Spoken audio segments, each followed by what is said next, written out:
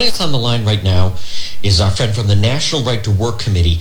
It is President Mark Mix. It's John DePetro. Great to talk to you again. And I want to talk about this research about people don't realize how much the high government cost, high government union states that have high government union density, just the number that it does and the high burden on taxpayers.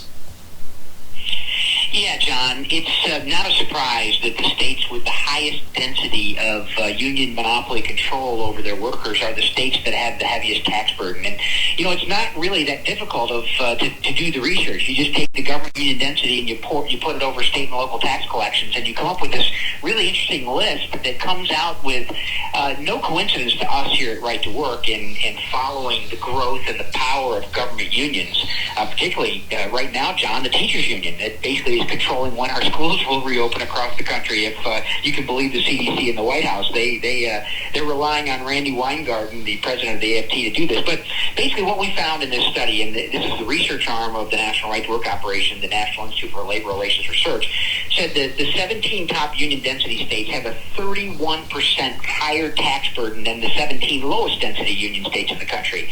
And the 16 states in the middle, that burden's about 22% greater from the high density unionization states to the medium density unionization states. So not a surprise to you, John, not a surprise to me, but I think taxpayers might be surprised that the power that government unions have to raise the cost of government and to raise the tax burden on citizens. Folks, we're speaking with Mark Mix, who is the National Right to Work Committee president. Mark, let's talk about Randy Weingarten, because Ron Klain, who is the Biden chief of staff, he said in an interview when he was asked, this was weeks and months ago, what is this all about? He said it's about money. That essentially they want more money. It's almost as if when you're going to rent a car, they say, listen, if you want to rent a car, we'll give you a car, but it'll be a small economy little car. It's $20 a day or whatever it is, and it'll get you around. Now, if you want a luxury car, a nicer car, well, now we get into the $45, $50 a day. This suddenly has turned into, hey, we'll have a teacher teach the kids, but if you want he or she in the classroom, well, now you're going to have to pay a lot more to make that happen. Yeah, that's right, John. It's unfortunate, but I think what it's been, if nothing else, obviously it's something you want to shake your head at, but what it has been is a display of what we've been talking about, and a lot of people have been talking about over the years, and that is how union officials have put themselves between taxpayers and elected officials and have a perch that's higher than, the redress of grievances that we're supposed to get with our elected officials. And it's really amazing how that manifests itself. You have, union officials in California saying, it's pretty cool. We get to elect our own bosses. You got people in New York City saying, yeah, we control the city of New York because we're the unions and they can't do anything without us. These are anecdotes, obviously, but when you actually look at the facts and what it means to taxpayers, you got to go back to Franklin Roosevelt in the 1930s when he was asked by a union official, why don't we do this for government, when they were unionizing all private sector workers in the country, or at least passing laws that would, quote, promote unionism. I'm quoting our current president when I use those three promotes. But when he was asked about it, he said it's unthinkable we would do that. It's not the same. You can't give a private organization power above ordinary citizens. The AFL-CIO president, George Meany, said the same thing. The executive council of the AFL-CIO said the same thing back in the late 1950s. But now, there are more government union members today in America, John, than there are private sector union members. Folks, again, we're speaking with National Right to Work Committee President Mark Mix. And Mark, this also just goes back to that people don't understand is when you're dealing with a monopoly, and that's what they are. These are monopolies. It's impossible to negotiate when you're dealing with people in that position. Yeah, that's right. And you get to one example of that from this whole COVID experience has been the United Teachers of Los Angeles. They literally were holding out and negotiating over defunding the police and Medicaid for all. Those were their demands at the table in order to go back to work. It had nothing to do with educating children. It had everything to do with their monopoly power. To your point, John, they had that. And in Rhode Island, they've got it in spades. They've got it in spades in New York, in California, and Illinois.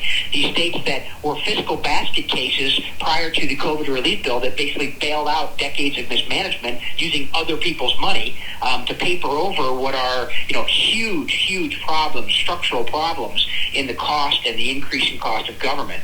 I mean, and it's this union monopoly you speak of. That's exactly the right word. It's a monopoly, and when you get monopolies, boy, oh boy, the power and the control comes shortly thereafter. What is the end game here? Like, what does she want, Randy Weingarten, who the Biden administration obviously is kowtowing to? I don't remember. I mean, she is just like taken over the administration. The president won't even confirm that kids should be back in the classroom in the fall. But what's their agenda, Mark? What does she want?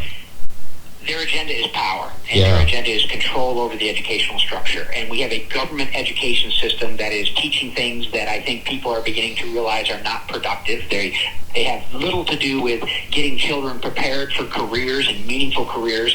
They have little to do with critical thinking. They have little to do with those types of things that I think people expect from an education system, or I've come to expect, and I think have been sorely disappointed. I mean, we don't have to look very far to see the metrics of how the government school system is hindering many children. And the competition, they can't allow for competition. They got to stop the charter schools. They got to stop private schools. They've got to stop any alternatives to this government monopoly educational system, and that's what it's about. And Randy Weingarten is a radical socialist. She is just, her views on the world are completely different than a lot of school teachers, John, that you and I remember. I mean, they have successfully hid behind the teachers that you and I remember that had an influence and an impact on our lives and an impact on who we are today. And there are still teachers, fortunately, out there in the system that do that. There are great teachers in America, but unfortunately, because of the union monopoly, we don't reward the best teachers. We simply say, well, you get more money if you stay longer, and we don't encourage and incentivize young teachers to get into science and math and teach those type of STEM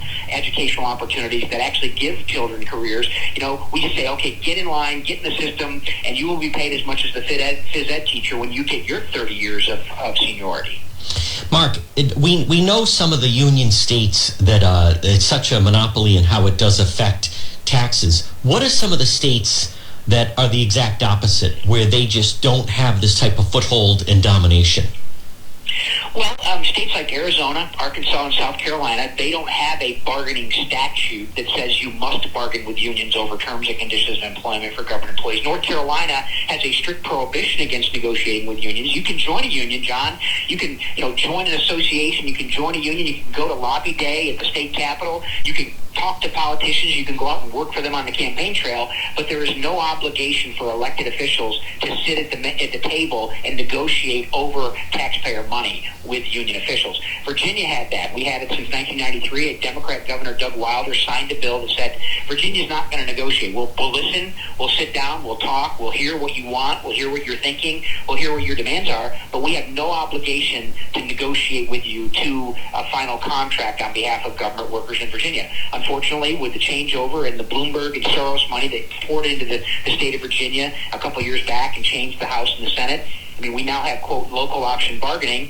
The city of Alexandria, right down the road from where our office is, has announced that they're going to have to add millions of dollars to their budget just to prepare for bargaining that the taxpayers of Alexandria are going to have to foot the bill for. So the model is you cannot give a private organization a position between taxpayers and citizens when it comes to government services. It's not the same as the private sector. I mean, you can allow people to voluntarily organize, to amplify their voice, just like you and I can when we get together and we go to the state capitol and say, vote for this or vote against that. Unions should have no better position, or union officials should have no better position than we have to redress our government. I have to I'll send Jacob an article. You got to see this story locally here in Rhode Island, where there's a city of Warwick. It's the second or third largest city, depending on how you look at it. But anyhow, they have a provision where in the state, and they changed it in 2018, if a firefighter works over 42 hours, now the national average I think is 56, but Rhode Island, they made it 42 hours, you get overtime. What they did was they started doing where if they call in sick or take a vacation day, that counts as time worked. So each week they use sick days, vacation days, and then they'll work 3 days, and that's all overtime. Mark, they have a firefighter, salary $72,000. He made $230,000 in overtime. He made over $300,000. So they found there's a provision that they slipped into the state law. There's a new Speaker of the House. He said he's open to removing that clause from this state law. Now, it's worth millions. Tuesday night at 9:30, he's brand new Speaker of the House of Rhode Island. Mysteriously, his law office burned to the ground. Oh, my gosh. John, I hate stories like that. I mean, people can draw their own conclusions from it. You should see it. I have film of, I was like the first one. It looks like a bomb went off in the back of the building. And the state fire marshal arrived on the scene and before the investigation said, I don't think we're ever going to be able to determine the cause of the fire. Upon arrival. Oh, my Lord. Yeah. Well, to your point, John, that's what happens when you grant monopolies. Yes. They create barriers to entry, and when there are potential threats to their monopoly power, things get weird. And, the union movement has a history of that, too. I mean, not necessarily rank and file workers, but union leadership. They've got a great deal. I mean, look at the UAW, the United Auto Workers Union up in Detroit. 11 of their top executives are either in jail or on their way to jail for, extortion and embezzlement and all kinds of stealing from rank and file workers. And, somehow that's not a news story to outside of Detroit. But that's the type of thing that happens when you're granted this monopoly power over the lives and livelihoods of workers. And in the case of Rhode Island, citizens. Yeah. What's the website where people can learn more? National Right to Work Committee. Yeah, you can find us at nrtwc.org.